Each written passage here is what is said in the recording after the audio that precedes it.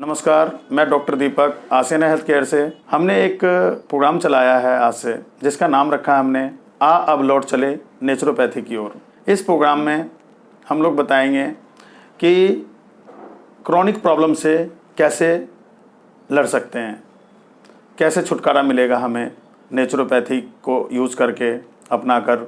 स्वागत है आपका हमारे YouTube चैनल में। जानिए इस प्रोग्राम के अंदर, इस वीडियो को ध्यान से सुनिए कि शुगर की प्रॉब्लम कैसे दिन पे दिन बढ़ती जा रही हैं। 77 मिलियन पेशेंट हो चुके हैं। ये 2020 का जो सर्वे है वो बताती है। दिन पे दिन बढ़ते जा रहे हैं इस तरह की प्रॉब्लम लोगों में। शुगर मतलब जिस तरह से एक ठीक ठाक बहुत ही बढ़िया कोई वुडन लकड़ी का कोई चीज़ है और उसमें जिस तरह से दिमक लग जाता है और अंदर से खोखला कर देता है बिल्कुल उसको, उसी तरीके से समझिए कि ये शुगर की बीमारी है।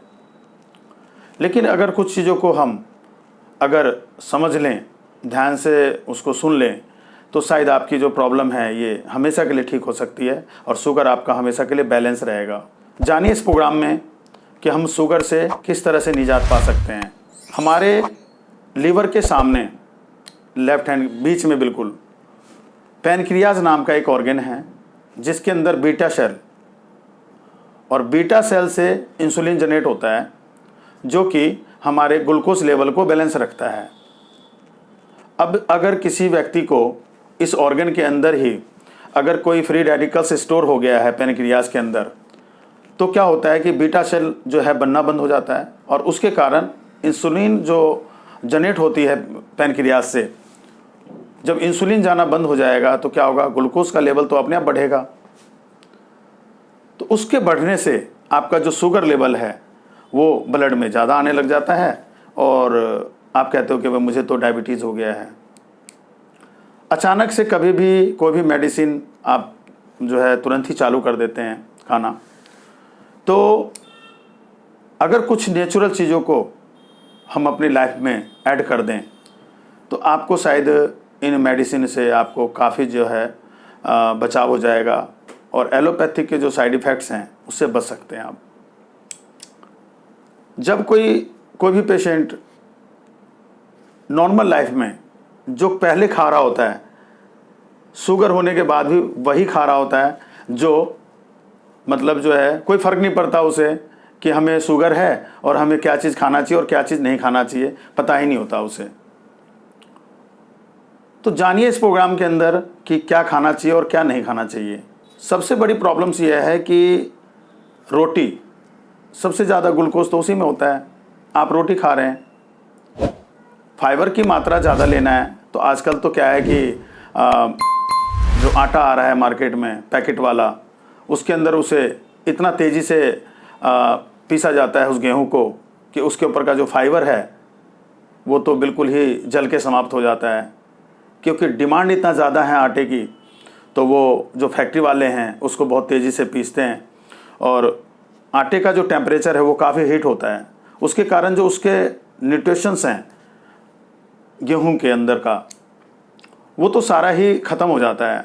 तो बचता ही क्या है, वो मैदे का रूप हो जाता है।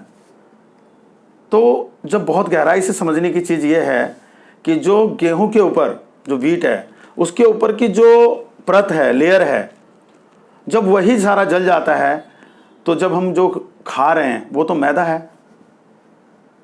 तो मैदा जो है आंतों में चिपक करके डिजीज़ ही तैयार करेंगी ना, बीमारी होंगी, आपको तरह तरह की प्रॉब्लम्स होंगी। शुगर भी होगा, बीपी भी होगा, हार्ट की प्रॉब्लम भी होगी। किडनी फेलियर इतनी तेज़ी से बढ़ रहे हैं कि मतलब हॉस्पिटल वालों को फुर्सत नहीं मिल रहा इलाज करने के लिए, टाइम नहीं है उनके पास। इतने ज़्यादा डायलिसिस सेंटर्स भरे पड़े हैं कि वहाँ पे वेटिंग चलता है कि मुझे तो डायलिसिस करवाना है। कम एज के बच्चे जिनकी एज 20 ईयर्स है या 25 ईयर्स है, वो बच्चे, समझ में नहीं आता कि भाई लोगों को कैसे इतनी तेज़ी से बीमारियां बढ़ रही हैं। हमारे से आप डिस्कस करिए और किस तरह से बच सकते हैं इन प्रॉब्लम से। क्या खाएं, चोकर युक्त रोटी खाएं, हो सके तो आप जो है गेहूं को जब आप लेते हो तो आप चक्की वाले से बोलो भाई इसको आप स्लो मोशन में पीसो, जिससे कि आटे का जो टेम्परेचर है वो नॉर्मल रहे। और उसके अंदर बहुत सारी चीज़ें हैं, मार्केट में अवेलेबल हैं। मल्टीग्रेन आटे का यूज़ करें डायबिटिक के पेशेंट, चाहे वो कम खाएं, सब्जी का सेवन ज़्यादा करें, वेजिटेबल सब्जियां ज़्यादा खाएं। जैसे आप अगर 2 से 3 रोटी खाते हैं तो एक टाइम में, तो आप जो है 2 कटोरी सब्जी लें, एक के बदले 2 कटोरी सब्जी लें। खाना खाने से पहले 2 खीरे 1 टमाटर का यूज़ करें। मॉर्निंग में आप हो सके तो 1 के बदले 2 नारियल पानी पिए एक साथ। सुबह उठते ही आप 1 से 2 गिलास पानी पिए। तो इस तरह से बदलाव करके आप अपने डायबिटीज़ को कंट्रोल कर सकते हो। बिल्कुल आप हमेशा के लिए ठीक हो सकता है, आपकी मेडिसिन धीरे धीरे बंद हो सकती हैं, लेकिन जब तक बदलाव नहीं करेंगे जब तक ये ठीक नहीं होगा। आज के डेट में जो मस्टर्ड ऑयल है, सरसों का तेल, वो भी गलत आ रहा है। कहते हैं भाई हम तो सरसों का तेल खाते हैं, लेकिन कितना क्या सही है हमें क्या पता, वो कैसे कैसे निकाल के दे रहा है हमें। सामने में जो निकाल के देते हैं वो भी चोरी कर लेते हैं, उसमें पता नहीं क्या मिलावट कर देते हैं। कैसे विश्वास करें, कैसे सब सारी चीज़ें ठीक हो। ये सब चीज़ों की जानकारी, क्या खाना चाहिए, समय समय पे ऑयल का बदलाव भी करना चाहिए, जिससे कि हम एक जैसा तेल ही खाते रहते हैं हमेशा। मौसम के अकॉर्डिंग तेल का भी चेंजेस बहुत ज़रूरी है। हमारे प्रोग्राम में आप पार्टिसिपेट लीजिए, अपना कमेंट बॉक्स में आप कमेंट करिए हमें। हम आपसे जब भी हमें मतलब हम फ्री होते हैं हम आपसे डिस्कस करेंगे, इस बारे में बात करेंगे, और घर बैठे बैठे आप कैसे अपने आप को मेडिसिन से छुटकारा पाएंगे वो हम बताएंगे आपको। ये सेंटर्स इसीलिए खोला गया है कि आप लोगों का फ़ायदा हो।